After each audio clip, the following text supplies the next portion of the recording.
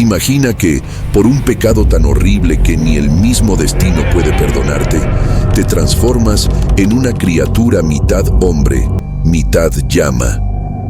Esta es la aterradora condena de las jarjachas, monstruos de la mitología andina peruana. A diferencia de las almas errantes o los condenados, las jarjachas son personas vivas, atrapadas en su propia carne, víctimas de una maldición indescriptible. Todo por un acto prohibido: el incesto.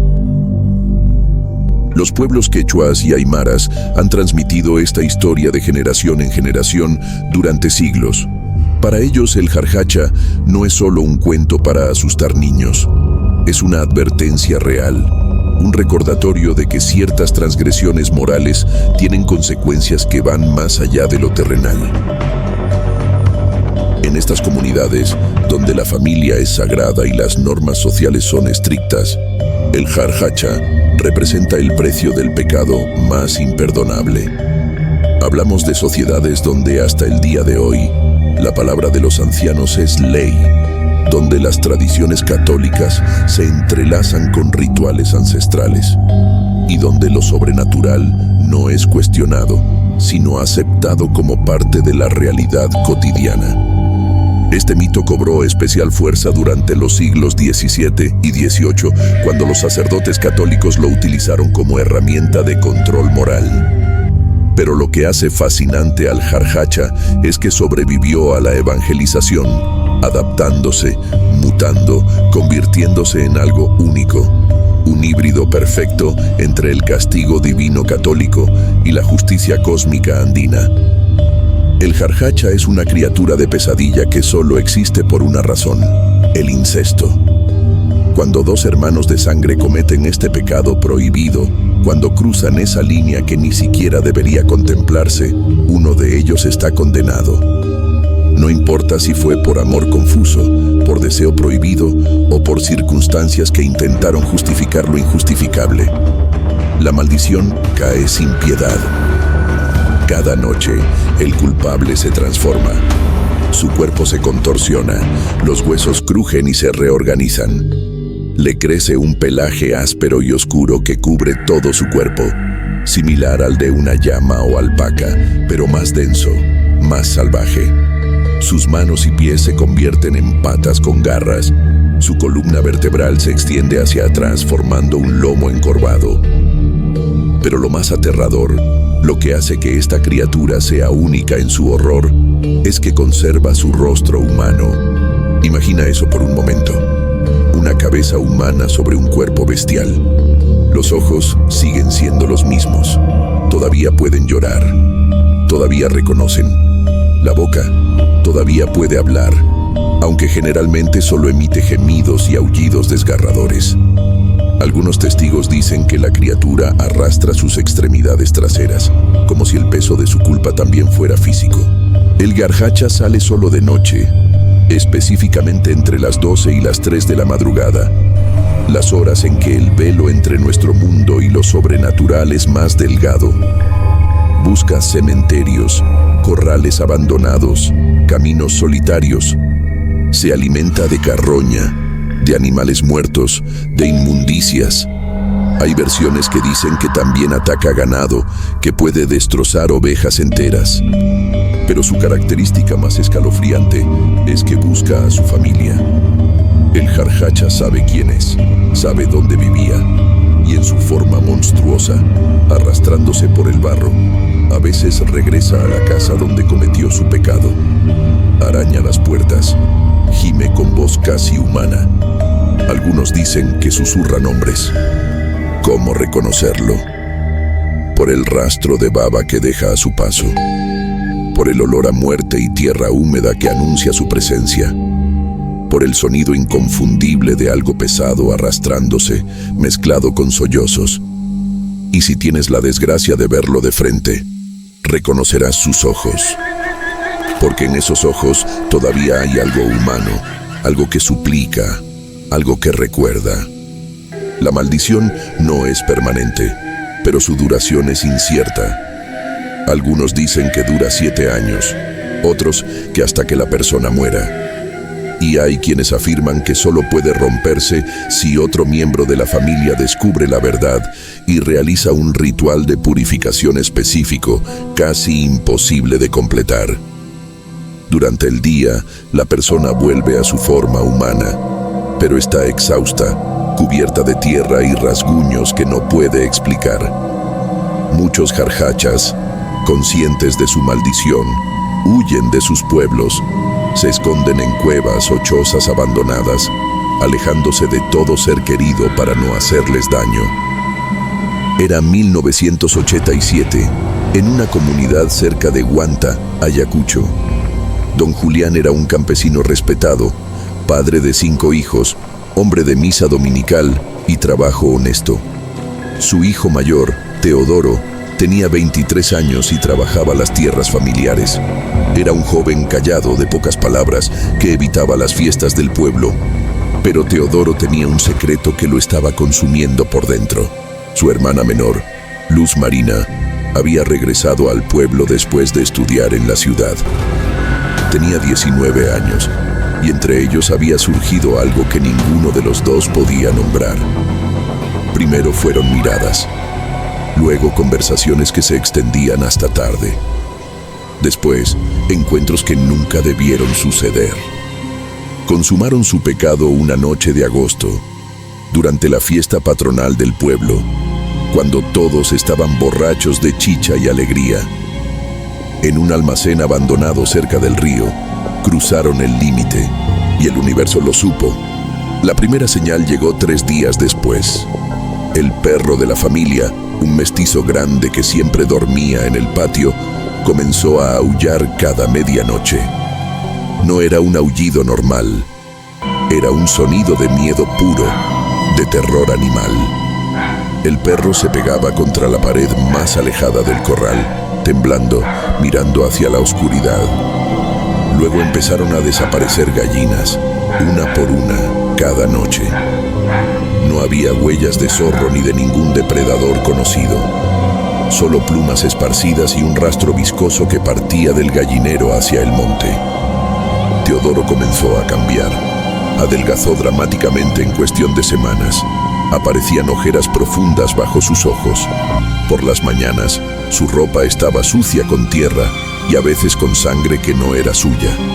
Su madre le preguntaba qué le pasaba, pero él solo murmuraba excusas sobre pesadillas y desvelos. Empezó a encerrarse en su cuarto antes del anochecer. Ponía un candado por dentro. Nadie entendía por qué.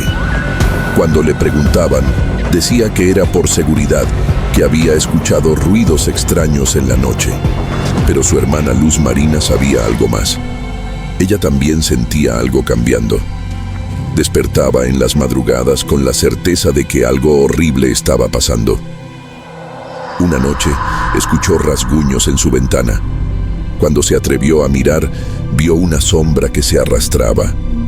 Creyó ver un destello de ojos humanos en esa forma oscura. Los vecinos comenzaron a hablar.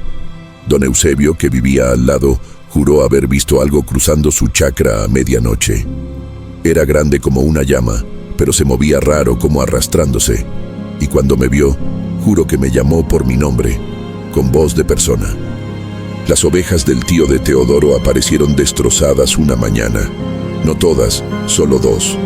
Pero la forma en que fueron atacadas no era normal, como si algo las hubiera mordido con rabia, con desesperación, pero sin el instinto limpio de un depredador natural.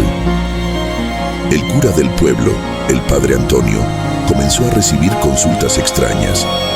Varias familias preguntaban por bendiciones de casas, por oraciones de protección. Algo estaba inquietando a la comunidad, aunque nadie podía definir exactamente qué. Teodoro dejó de comer en la mesa familiar. Prefería llevar su plato a su cuarto. Sus hermanos menores decían que lo escuchaban hablar solo por las noches, como si conversara con alguien o rogara por algo. Una noche, su madre lo escuchó llorar. No un llanto normal, sino algo desgarrador, animal. Cuando trató de abrir su puerta, estaba cerrada por dentro. «Hijo, ¿qué te pasa?», gritó. La respuesta fue un gemido que no sonaba completamente humano. Al día siguiente, Teodoro tenía arañazos en los brazos y el pecho. «Me caí en la chacra», explicó. Pero su madre notó algo. Los arañazos parecían hechos por él mismo, como si hubiera intentado arrancarse la piel. Todo explotó en la noche del 15 de octubre. Don Julián decidió que esa noche se quedaría despierto. Algo estaba mal con su hijo y lo descubriría. Se escondió en el corral, envuelto en una manta, con una linterna y su machete, esperando. Pasada la medianoche escuchó la puerta del cuarto de Teodoro abrirse. Pero los pasos que siguieron no eran normales. Eran arrastrados, pesados. Algo estaba saliendo de la casa. Don Julián esperó con el corazón golpeándole el pecho. Entonces lo vio. Una criatura salió de entre las sombras. Era del tamaño de un hombre grande, pero caminaba en 4 patas de forma torpe, arrastrando las traseras. Su cuerpo estaba cubierto de pelo negro y áspero. Pero cuando la luz de la luna iluminó su cara, don Julián sintió que su alma se desgarraba. Era el rostro de su hijo. Los mismos ojos café oscuro, la misma cicatriz en la ceja izquierda que tenía desde niño, la misma forma de la nariz, pero transformado en una expresión de agonía absoluta. La boca se abría en un gemido que sonaba como «Papá, papá, perdón». Don Julián no pudo moverse. El terror lo paralizó. La criatura, su hijo convertido en monstruo, lo miró directamente, y en esos ojos había reconocimiento, había vergüenza, había súplica. Entonces la criatura se dio vuelta y se arrastró hacia el monte, dejando un rastro brillante de baba y tierra. Don Julián cayó de rodillas y vomitó. Cuando pudo moverse, corrió a la casa de la curandera del pueblo, doña Gregoria, una anciana que conocía los secretos antiguos. La despertó golpeando su puerta desesperadamente. «Es un jarjacha, mi hijo es un jarjacha. Ayúdeme, por favor». Doña Gregoria lo hizo pasar, sin sorpresa en su rostro, como si hubiera estado esperando esta visita. Le dijo: «Ya sé, las señales estaban ahí. Dime, don Julián, ¿qué pecado han cometido en tu casa?» Don Julián no entendía. «Somos gente decente, vamos a misa. El jarjacha solo viene por una razón, una sola, y tú lo sabes, aunque no quieras aceptarlo». Fue entonces cuando don Julián recordó. Los últimos meses había notado algo extraño entre Teodoro y Luz Marina. Miradas demasiado largas, salidas juntos, sin razón. Una cercanía que no era de hermanos comunes. Pero había ignorado esas señales porque pensar lo impensable era demasiado. No puede ser. Tienes que encontrar la verdad. Y cuando la sepas, hay solo una forma de romper la maldición. Pero es peligrosa y tal vez ya sea tarde. Doña Gregoria le explicó el ritual.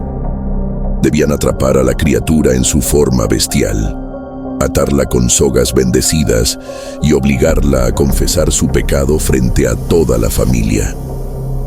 Solo entonces, con el perdón sincero de todos los familiares presentes y una purificación con agua bendita y hierbas sagradas, la maldición podría levantarse. La siguiente noche, don Julián reunió a sus hermanos y a los hombres de confianza de la familia. Les contó lo que había visto. Algunos no le creyeron hasta que les mostró el rastro que aún estaba visible en el patio. Ese rastro que brillaba ligeramente en la oscuridad y olía a podredumbre. Prepararon la trampa. Sogas bendecidas por el padre Antonio, hierbas traídas por doña Gregoria, linternas y valor que apenas podían reunir. Esperaron escondidos cerca del corral. A las 2 de la madrugada, la criatura apareció. Salió del cuarto de Teodoro en su forma monstruosa, arrastrándose hacia el corral, tal vez buscando algo para comer.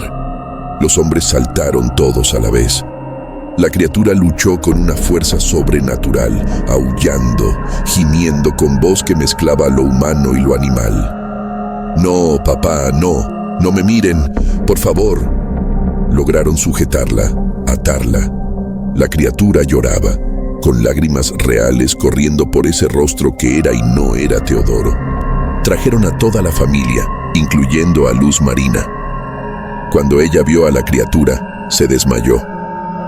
Porque en esos ojos reconoció a su hermano, reconoció lo que habían hecho, reconoció la magnitud de su error. Don Julián, con voz quebrada, preguntó: «Hijo, ¿qué pecado cometiste?». La criatura gimió, intentó hablar, pero solo salían sonidos guturales mezclados con palabras rotas. «Perdón, perdón, con ella, con mi hermana. No quisimos, pero lo hicimos». El silencio que siguió fue más pesado que la noche misma. La madre comenzó a llorar. Los hermanos retrocedieron con horror. Luz Marina, recuperando la conciencia, comenzó a gritar: «Fue mi culpa también, yo también. Si él es monstruo, yo también debería serlo». Doña Gregoria se acercó con sus hierbas y agua bendita. Comenzó el ritual de purificación, cantando en quechua oraciones antiguas que mezclaban cristianismo con invocaciones andinas. El padre Antonio recitaba oraciones en latín. Dicen que esa noche, cuando derramaron el agua bendita sobre la criatura, sus aullidos se escucharon hasta el pueblo más cercano. Los perros de toda la región comenzaron a aullar también. La tierra misma pareció temblar. Al amanecer, cuando el primer rayo de sol tocó el cuerpo de la criatura, el pelo comenzó a caerse. Los huesos crujieron nuevamente, y Teodoro volvió a su forma humana, pero algo había cambiado para siempre. Sus ojos ya no eran los mismos. En ellos había un vacío, un trauma tan profundo que ni siquiera las palabras podían alcanzarlo. Si alguna vez has sentido algo arrastrándose en la oscuridad de tu pueblo, si has escuchado gemidos que suenan casi humanos en la noche, si conoces historias similares que tus abuelos contaban en voz baja, déjalo en los comentarios. A veces, compartir estas historias es la única forma de mantener viva la advertencia. Y quién sabe, tal vez tu historia ayude a alguien a entender qué es esa sombra que vio cruzar su patio anoche.